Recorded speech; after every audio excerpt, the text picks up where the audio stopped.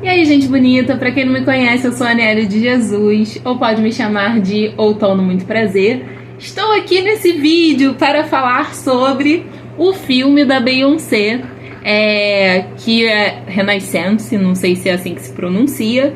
Eu fui assistir ontem, aqui na minha cidade, né, acho que foi ao ar.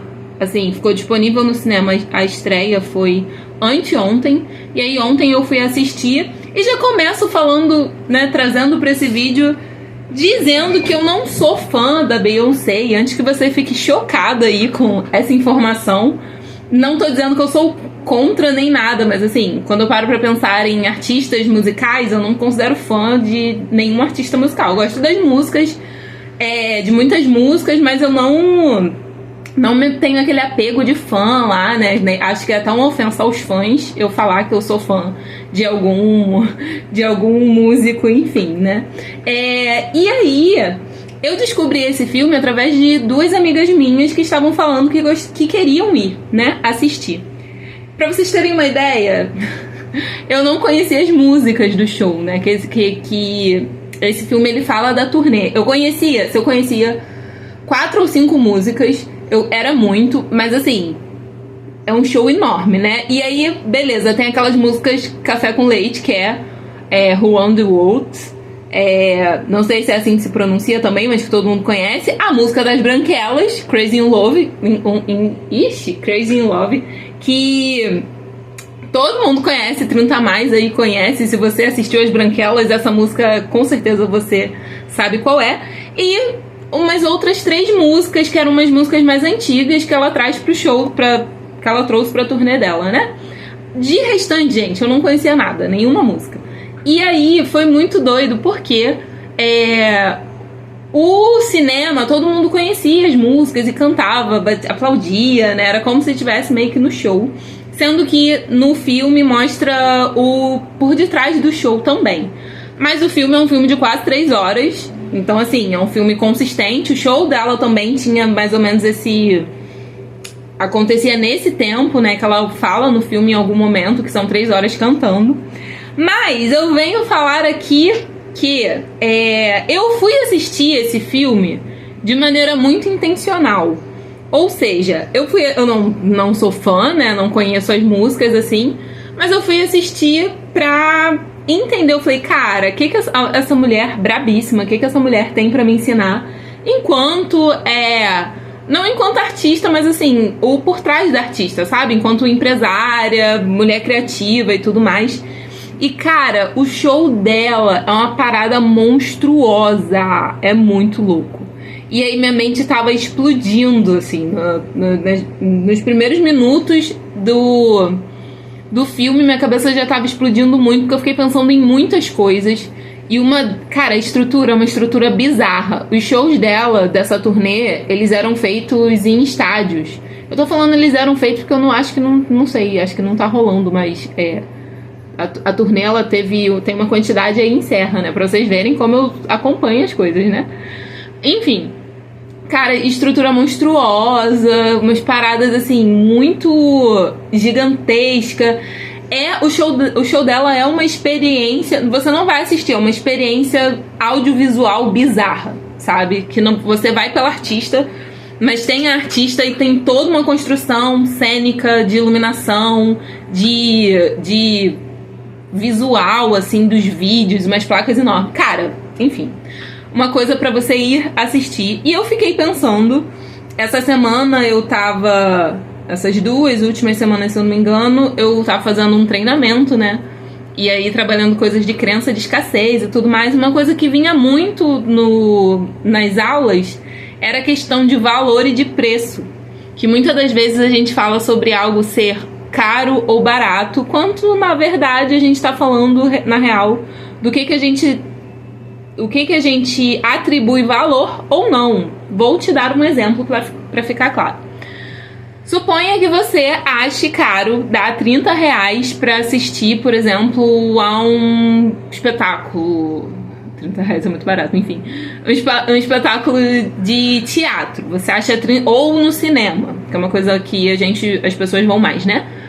R$30 você acha caro pagar no cinema, R$30. mas você paga de boaça R$30 no McDonald's. Isso significa o quê? Que o teu senso de valor para a questão de comida, ele é mais alto, vamos dizer assim, do que pro cinema, pra perspectiva do cinema. Então, não é sobre ser caro ou barato, mas é muito também sobre o que você atribui valor. É claro que a gente tá falando de contextos e contextos, né? E aí, por exemplo, se você ganha um salário mínimo e você ouve falar de uma pessoa milionária que paga 30 mil numa bolsa, você acha absurdo. Mas, na verdade, é pela sua perspectiva do seu contexto. Pra quem ganha milhões, 30 mil é bem ok, sabe? Que é diferente pra quem ganha um salário mínimo, por exemplo. E aí eu fiquei pensando numa... Assim, tô falando do contexto que eu vivo. Não é do contexto que eu vivo. É do contexto que eu vivo também, da realidade aqui no entorno, né? Mas acho que é também uma coisa um pouco cultural, que a gente tem culturalmente, que é de não valorizar muito a arte em si.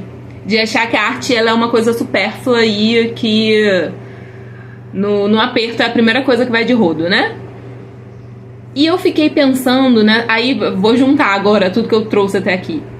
Nessa coisa do valor, porque eu fui procurar quanto que era. Isso eu fui procurar antes de abrir o vídeo, porque eu fiquei muito curiosa quando eu tava assistindo quanto era pra assistir um show dessa turnê. Porque assim, as coisas são, cara, sabe, bizarro da experiência. A experiência de quem vai no show desse é bizarra. E aí eu vi lá que era, aqui no Brasil seria em torno de R$426 e 1.022, e tem a área VIP ali de 14 mil. Mas o que eu fiquei pensando é que eu duvido muito, por exemplo, que um fã reclame do valor que é o preço do show dessa mulher, sabe?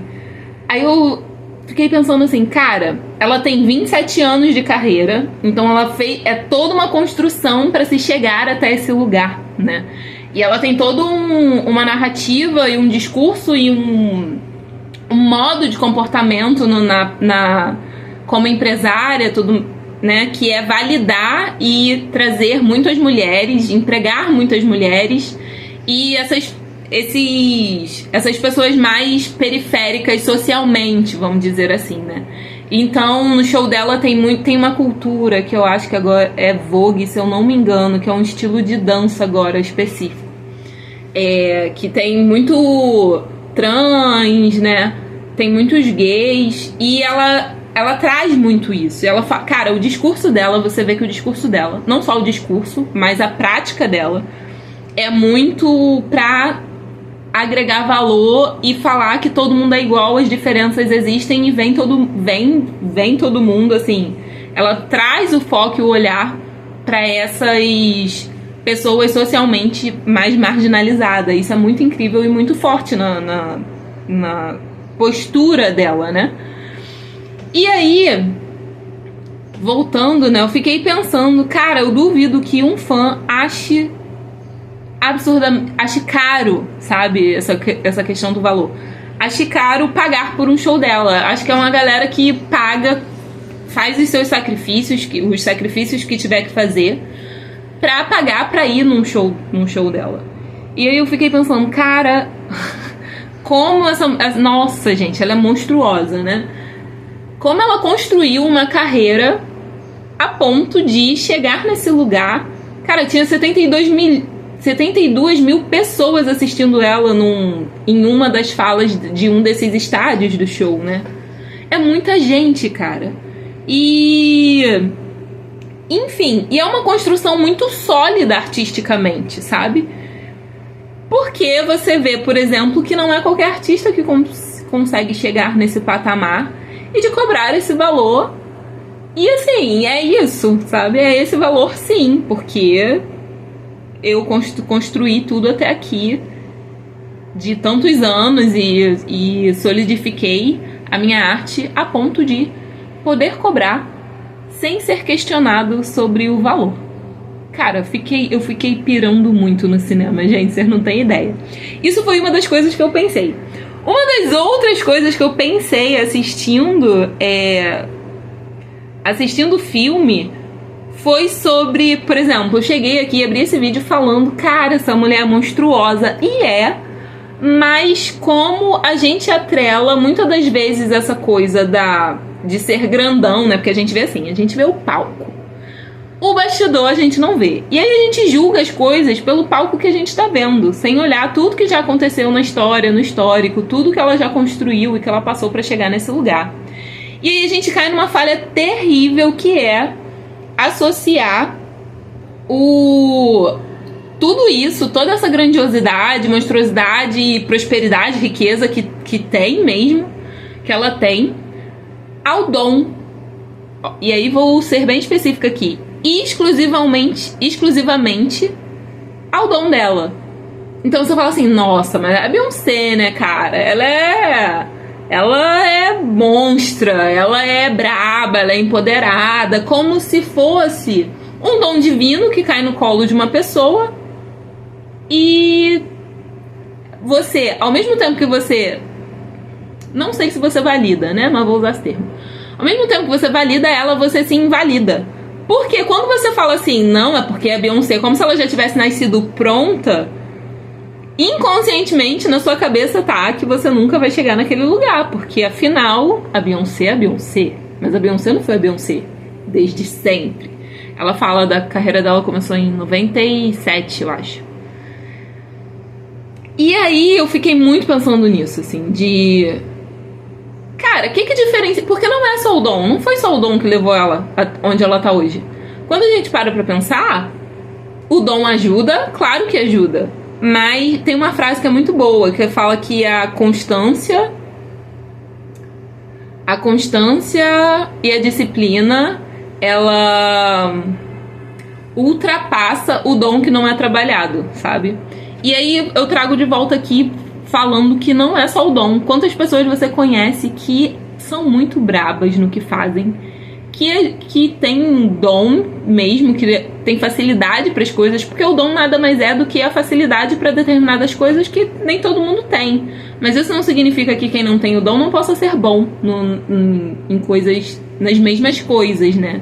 Mas é tudo uma questão de ter mais facilidade ou menos facilidade.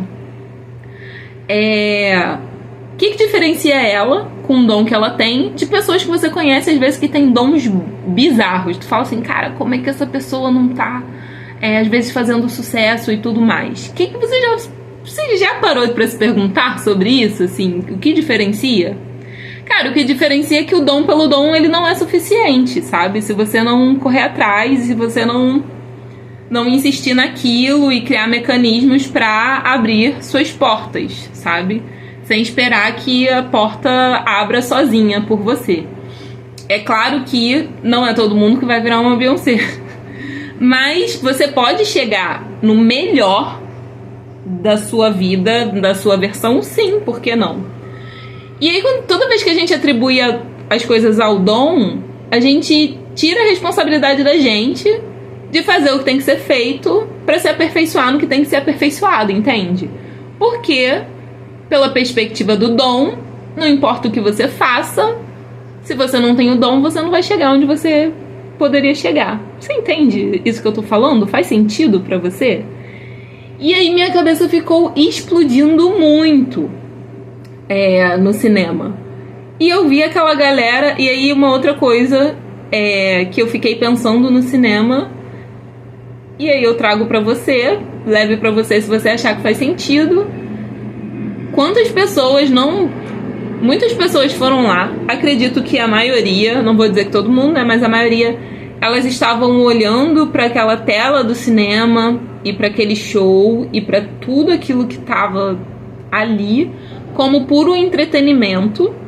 E essas pessoas entraram no cinema e saíram do cinema e nada vai mudar. E não tem nada de errado com isso, né? Tudo bem, entretenimento é entretenimento.